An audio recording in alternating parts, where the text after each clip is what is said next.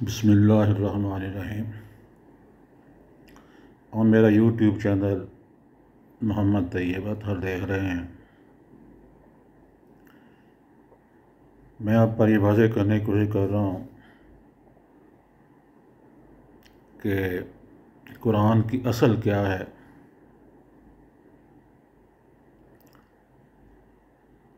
جب تک بندہ اس بات کو نہ سمجھ لے کہ قرآن کی اصل جو قرآن بھیجنے والے نے اور محمد صلی اللہ علیہ وسلم نے ہم کو بتائی ہے، اس کو تسلیم نہ کر لیں، تب تک انسان قرآن کو نہیں سمجھ سکتا۔ تو اس کے لیے اس ویڈیو کے اندر میں آپ کو یہ بتانے کی کوشش کروں گا کہ قرآن کی اصل کیا ہے۔ اس کے لیے مندرجہ ذیل نکات جو ہیں ان کو تسلیم کرنا ضروری ہے۔ نمبر 1، خداوند عالم نے جو ساری کائنات کا خالق اور مالک اور فرما روا ہے، اپنے بے پایہ مملکت کے اس حصے میں جسے زمین کہتے ہیں انسان کو پیدا کیا، اسے جاننے اور سوچنے اور سمجھنے کی قوتیں دیں، بلائی اور برائی کی تمیز دی، انتخاب اور ارادے کی آزادی عطا کی، تصرف کے اختیارات بخشے، اور فی جملہ ہی ایک طرح کی خود مختاری دے کر اسے زمین میں اپنا خلیفہ بنایا۔ نمبر 2، اس منصب پر انسان کو مامور کرتے ہوئے اللہ تعالیٰ نے اچھی طرح انسان کے کان کھول کر یہ بات اس کے ذہن نشین کرا دی تھی کہ تمہارا اور تمہارے تمام جہان کا مالک، معبود اور حاکم میں ہوں۔ میری اس سلطنت میں نہ تم خود مختار ہو، نہ کسی دوسرے کے بندے ہو، اور نہ میرے سوا کسی کی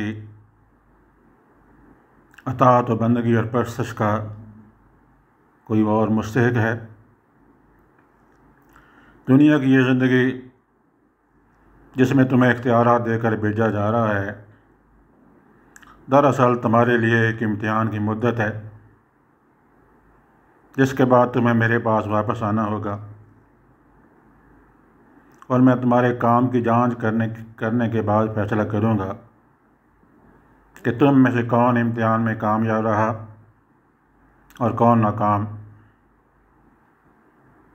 تمہارے لیے صحیح رویہ یہ ہے کہ مجھے اپنا واحد معبود اور حاکم تسلیم کرو۔ جو ہدایت میں بھیجوں اس کے مطابق دنیا میں کام کرو، اور دنیا کو دارالامتحان سمجھتے ہوئے اس شعور کے ساتھ زندگی بسر کرو کہ تمہارا اصل مقصد میرے آخری فیصلے میں کامیاب ہونا ہے۔ اس کے برعکس تمہارے لیے ہر وہ رویہ غلط ہے جو اس سے مختلف ہو۔ اگر پہلا رویہ اختیار کرو گے جسے اختیار کرنے کے لیے تم آزاد ہو، تو تمہیں دنیا میں امن و اطمینان حاصل ہوگا، اور جب میرے پاس پلٹ کر آؤ گے تو میں تمہیں ابدی جنت و مسرت کا وہ گھر دوں گا جس کا نام جنت ہے۔ اور اگر دوسرے کسی رویہ پر چلو گے جس پر چلنے کے لیے بھی تم کو آزادی ہے، تو تم کو دنیا میں فساد اور بے چینی کا مزہ چکھنا ہوگا، اور دنیا سے گزر کر عالم آخرت میں جب آؤ گے تو ابدی رنج و مصیبت کے اس گڑھے میں پھینک دیے جاؤ گے جس کا نام دوزخ ہے۔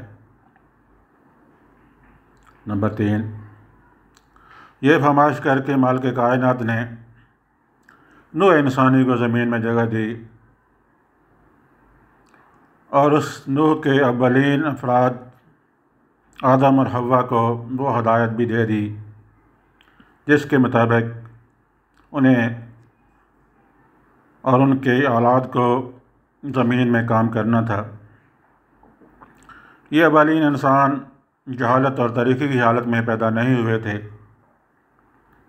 بلکہ خدا نے زمین پر ان کی زندگی کا آغاز پوری روشنی میں کیا تھا۔ وہ حقیقت سے واقف تھے، انہیں ان کا قانون حیات بتا دیا گیا تھا۔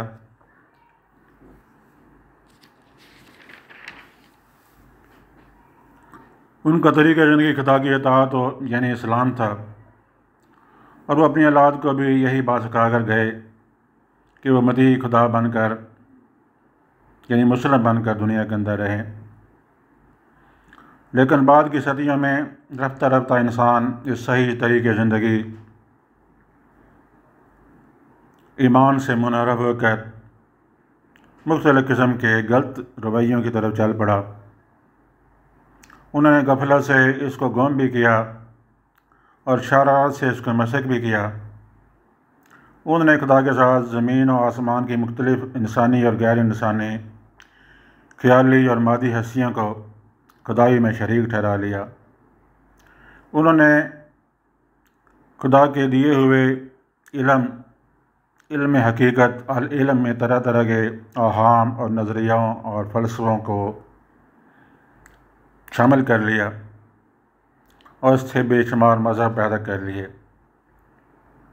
انہیں خدا کے مقرر کیے ہوئے عادلانہ اصول و اخلاق و تمدن شریعت کو چھوڑ کر یا بگاڑ کر اپنی خواہشات نفس اور اپنے تعصبات کے مطابق ایسے قوانین زندگی گھڑ لیے جس سے خدا کی زمین ظلم سے بھر گئی۔ یہ 2-3 ابھی میں نے نکات بیان کیے ہیں، وقتی کمی کی وجہ سے اگلے لیکچر کے اندر مزید نکات بیان کروں گا کہ قرآن کی اصل کیا ہے۔ ابھی اس کے 3 نقطے میں نے بیان کیے ہیں، اگلے 3 نکات جو ہیں مزید وہ اگلی ویڈیوز کے اندر بیان کروں گا۔ اقرا کا مقصد یہی ہے کہ اس کے ذریعے قرآن کی تہہ تک پہنچنے کا راستہ انسان کو بتا دیا جائے، باقی عمل کرنا یا نہ کرنا اس کا اپنا کام ہے۔ وما علینا الا البلاغ۔